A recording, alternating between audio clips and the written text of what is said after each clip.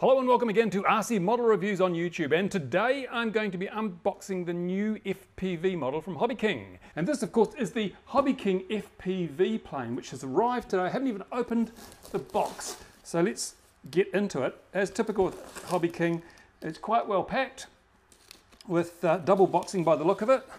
I'll just split the tape so we can get inside it. Who knows what lies within. Right. Let's unbox the whole beastie here. I'll just zoom out so we can get a better view of what's in the box. There we go. It's all packed in bubble wrap. It's all nicely taped. I'm going to need my little modelling knife here to get through all this tape so I can get some of the stuff out.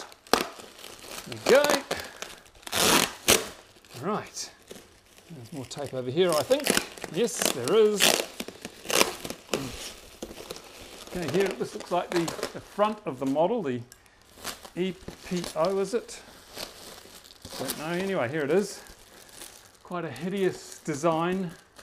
I wish they'd left it blank so we could put our own covering, our own detailing on, but hey, this isn't an art lesson. This is the front of the model, as you can see. Seems to be very, very deep, which I had some concerns about this because this is surface area in front of the centre of gravity. That works counter to your vertical stabiliser, and it can produce spiral instability and also make the model fly rather oddly unless it's balanced out by a nice big vertical stabiliser at the back. So I'll take a bit more of a look and see if they do have a nice big vertical stabiliser. Okay, let's have a look.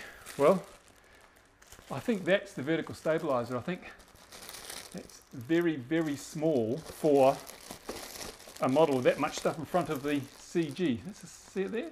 You compare that to the area of the fuselage in front of the CG, there's a lot more in front of the CG than behind it. So I think we'll have to play a little bit and see if we can improve the stability of the model. But before we do anything, we'll fly it in its stock configuration. It's nicely reinforced with some carbon in here. Now this plastic, this foam is quite coarse, but it's probably going to be quite strong. That's pretty good. There we go. More bubbles and tape out of the way. Here's my knife. Here we go. Right. And, well, you can't complain about the packing, that's for sure. Here is some composite tubes, which are pretty much essential, given that this is going to be quite a large model. Here we go. This contains, looks like a fiberglass tube, although it's black, it's only fiberglass. I'm sorry, it doesn't look like carbon to me. And there's some push rods and some shorter pieces of composite in there as well. So obviously that'll be for the tail boom and general reinforcements. Now, what have we got here? Some bits of, looks like bits of cardboard or bits of plastic. I have no idea what they are, but we'll find out because look, it actually comes with printed instructions. That's brilliant. I was actually thinking, and look, they're in colour too. I was wondering whether we were actually going to end up with a do-it-yourself sort of a thing, whether there was actually going to be any instructions, but it looks like there are instructions, so I'll look through those and see how easy it is to put together. Here's another bag with some rubber bands, they include the rubber bands, isn't that nice? And there's some laser cut plywood here, which will obviously have to be glued in place, various places. Then of course we have one of the most important parts, and that's the wing. It's quite a big wing, as you can see. Look at this, this is just half of it. It's got carbon strip underneath, which is good because that will be under tension when the model's loaded up in the air. Another carbon reinforcement here. Carbon in the ailerons, which are hinged with the EPP or whatever it is. So no need to put hinges in, that's already hinged. Comes with the hobbyking.com logo if you want that. If you want it. If you don't want it, too bad, it's there. And hello, got another box. Oh, this is stuff I ordered as well, just some servos. It says use 9-gram servos. I've got some HXT 900s here, which I'll be using, see if they work, but I might not use them on the elevator because, let's face it, you don't want to strip the elevator servo, bringing your expensive FPV plane down to ground with a big crunch, so might put a metal gear on the elevator. And here we go, here's the other wing, like so. I have to say, it's a bit heavy, but obviously there's a lot of area there, so it should carry it all right. So that's the unboxing of the HobbyKing FPV, and look, you can have fun. Woohoo! Oh, I stuck my hand now. Hello there and welcome back. Now we've got the thing out of the box. I've had a cup of tea and I've had a bit more closer look at what you're getting in the box, what you get for your money. And I'll just pick it up from the floor because I've been looking at the front of this. This is obviously a nice piece of foam, but it's not molded. It's been cut with a hot wire, and it's relatively simple construction. It's basically made up in a couple of bits. It's obviously been hot wire cut, probably CNC, so it's not going to be nicely finished, not have that smooth skin that you get with things like the AXN Floater and other molded foam planes. So it's a little bit rough to the touch, but hey, look, it's a cheap model. It's much bigger than the AXN Floater, and it's about the same money, so you can't grizzle if it's not quite as pretty, can you? But there are a few other things I noticed. This is typically Chinese construction, first generation Chinese construction. The canopy, if you call it that, is held onto the main part with these little rare earth magnets. I mean, that's quite normal. I mean, you expect that in a lot of things, but unfortunately the rare earth magnets have been pushed too far in. Oh, my charge always goes off when I'm making videos. I don't know why that is. Anyway, the magnets have been pushed too far into the foam, and that means when you put it on, there's not a lot of suck. I mean, look, I can, see that? It's not really holding that on. So if you were flying along just using this with the canopy on, you're going to lose that. That's going to disappear unless you actually dig the magnets out, and so they can actually touch metal to metal. Once those rare earth magnets touch metal to metal, you have the devil's own job getting them apart. But if there's any kind of air gap, well, might as well not have them half the time. See, look at this. It's not really sticking on, is it? So there's something to be aware of. And the top half of the canopy comes off too, which is quite good because you can stick your camera and all that sort of stuff on here. But again, it's not going to be retained very well onto the main body if you get one like mine. It may have been a bad one, may have been an unlucky day. So you have to just be a little bit careful. You can see where it's been hot wired because you can see the hot wire marks down here where it's been hot wired through there.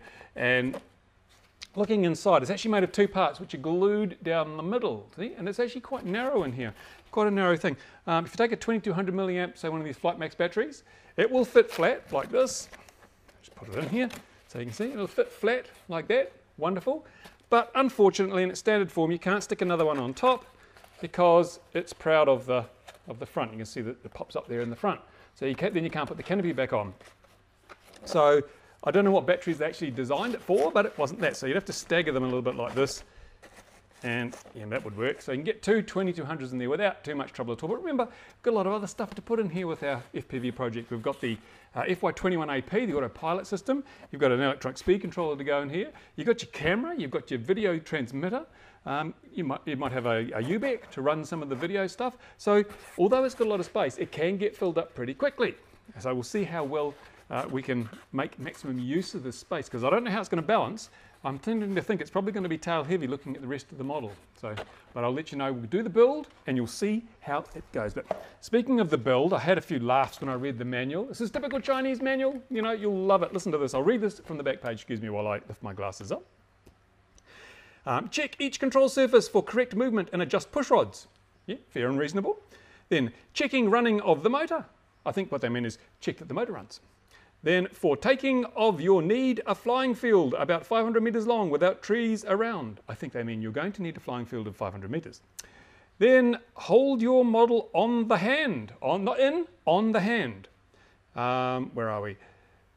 Put full gas. I mean, this is electric, isn't it? But put full gas. Throw the model in the air, a little bit nose up, move elevator a little bit up, and the warbird will be in the air. So here we go. You've got it officially from HobbyKing themselves in the manual. This is a warbird, okay? It is not an FPV plane, it is a warbird. So let the combat begin.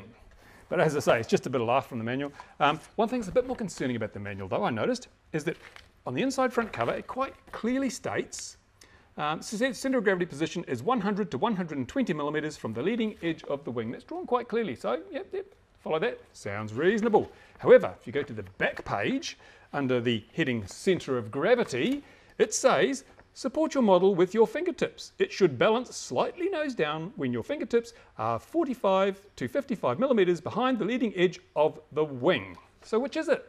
Is it 100 to 120 millimeters, or is it 45 to 55 millimeters? Who is going to know? If you're reliant on these instructions, you'll be left bewildered and befuddled, which is not a good state to find yourself in. So, of course, most people who have done any amount of flying will know that the center of gravity should be between 25 and 33% of the wing chord. That's from the front. So you can work that out pretty easily. But who proofread this manual? I suspect nobody proofread it, but okay. On the other hand, we must be fair and say this is a very, very cheap model. For the price, you'd be hard pushed to make something yourself that was anywhere near as big or as probably easy to put together as this. So I will let HobbyKing off on that one. However, it might be nice if they actually now and then just sent this out. There's lots of people in the HobbyKing community who would gladly proofread a manual like this and say, oh, you've made a mistake. Maybe the next printing of this will be right. And so those people who buy it and can't get it to fly will know why. So that's about it for now. I'm going to get stuck and I'm going to put this thing together because we want to get this FPV project off the ground as soon as possible so we can get the video up on the internet and you can see if this is the best FPV plane on the market. And of course, I'll be testing it, comparing it to the AXN Floater, which is smaller, but much more nicely finished. Until next time, I will see you again on this channel next time. If you're not a subscriber, then do subscribe now because you might miss the next thrilling installment of FPV from RCModelReviews.com.